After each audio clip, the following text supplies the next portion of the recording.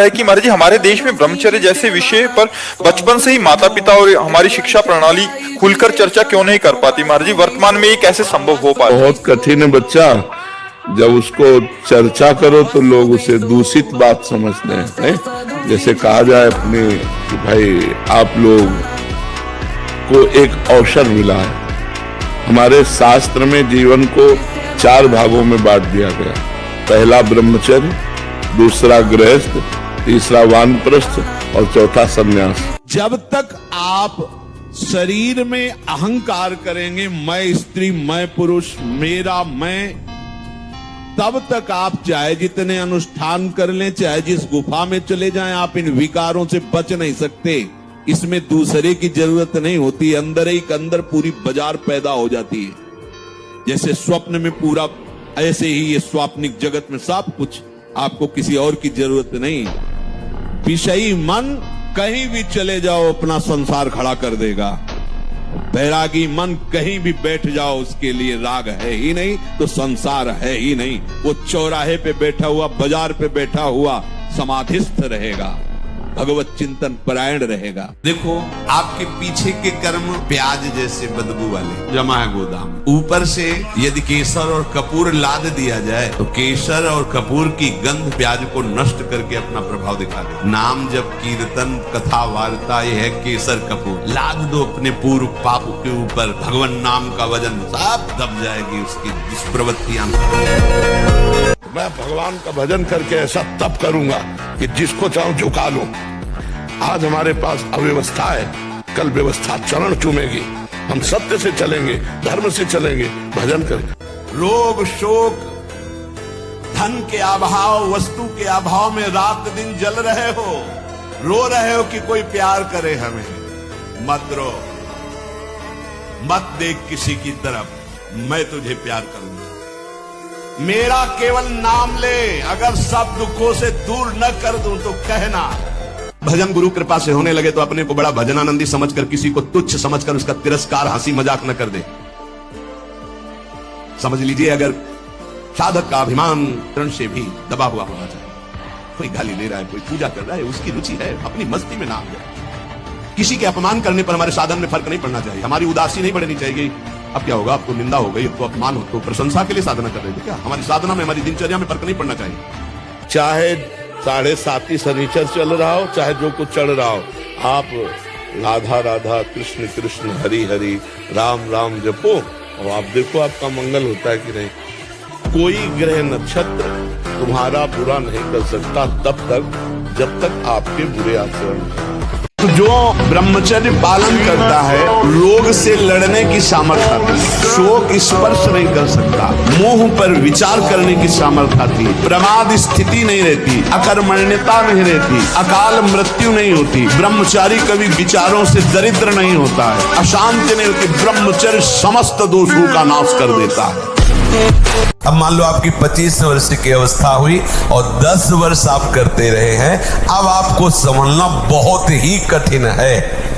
क्योंकि जो संभलने की अवस्था थी उसमें तो आपने नष्ट कर दिया, अब संभलना कठिन। लेकिन फिर भी संभलने का उपाय है, आयुर्वेदिक किसी अच्छे वैद्य से और धातु पुष्टता की औषधि ले और व्यायाम, भोजन सुधार, संग सुधार, चिंतन सुधार, शास्त्रों का स्वाध्याय और नाम जप, यही हमारे हृदय में निश्चय है। इसी से सुधार हो सकता है। ब्रह्मचर्य ये सनातन धर्म का लक्षण। सत्य, दया, तपस्या, शौच, तितिक्षा, उचित अनुचित का विचार, मन का संयम, इंद्रियों का संयम और 9वां अहिंसा और 10वां ब्रह्मचर्य। ये ब्रह्मचर्य सबके लिए है। नहीं तो कोई गुंजाइश नहीं, अब सुअर कुत्ता बनना पड़ेगा।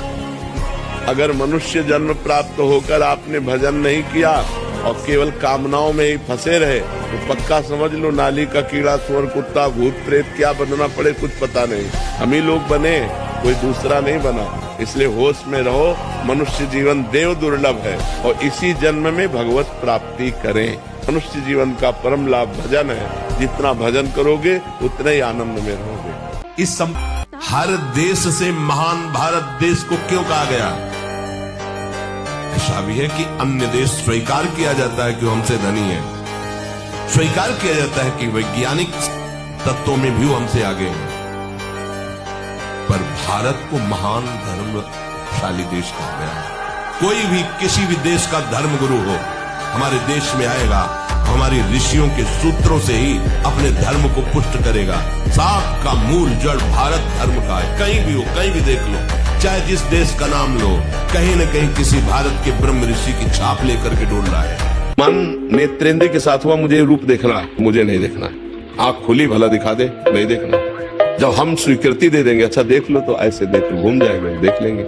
नेत्रेंद्री मन के साथ नहीं रूप देख सकती जब तक हम नहीं चाहेंगे। श्रवणेंद्री मन के साथ तब तक शब्द नहीं सुन सकती जब तक हम नहीं चाहेंगे। ऐसे हर इंद्री तब तक भोग नहीं भोग सकती जब तक हम नहीं चाहेंगे। और जब तक तुम्हारा काम पूरा ना हो जाए, ब्रह्मचर्य से रहो। झूठ मत बोलना, मदिरा मत पीना, मांस मत खाना, और ना काम हो जाए तो हमें बताना कि पवित्र आचरण, ब्रह्मचर्य, सत्यवाद, पवित्र भोजन, संयम से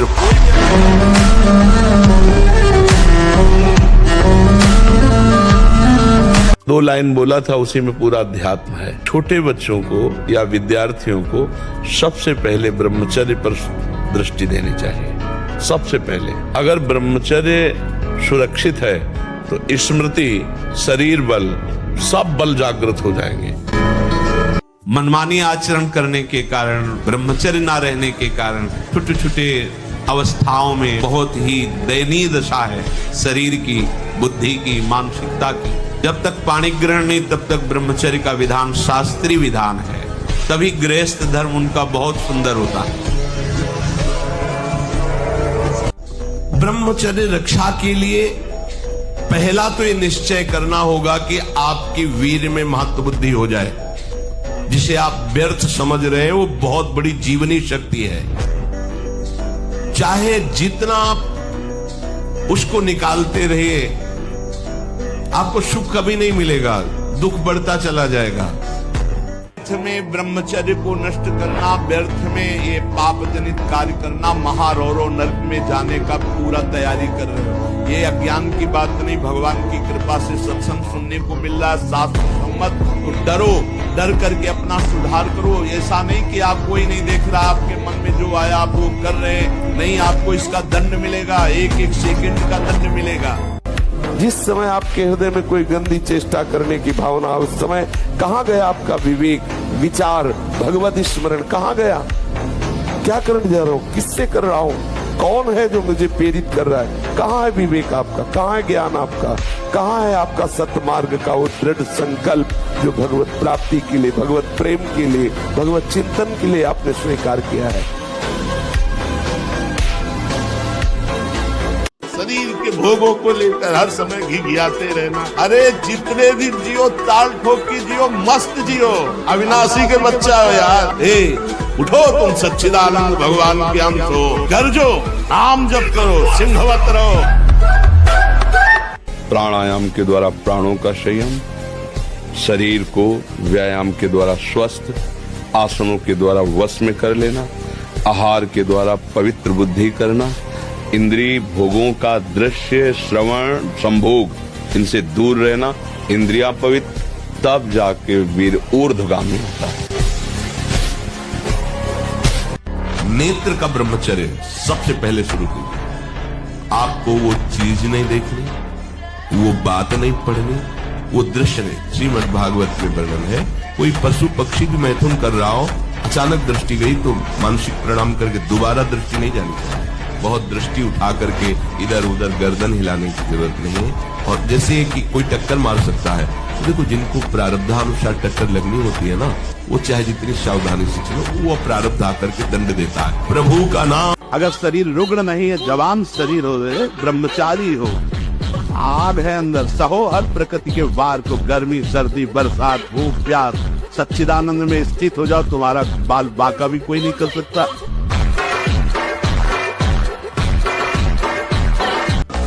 जो ब्रह्मचर्य रहता है उसे शरीर बल, मनोबल, बुद्धि बल, वचन बल, ये सब जागृत हो जाते हैं। वचन बल जो बोला वही लागू हो गया, जबरदस्ती आपको मानना पड़ेगा।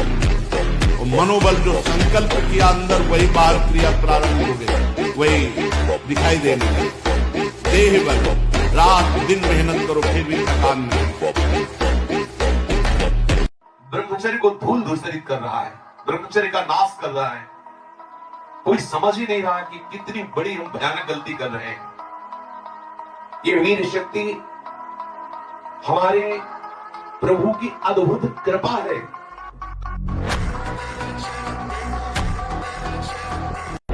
ये जो रात्रि के शयन के समय मोबाइल में इधर उधर दृश्य देखने हैं, अपने सर्वनाश का बीज बोना है। मान लो, हमारी प्रार्थना मान लो।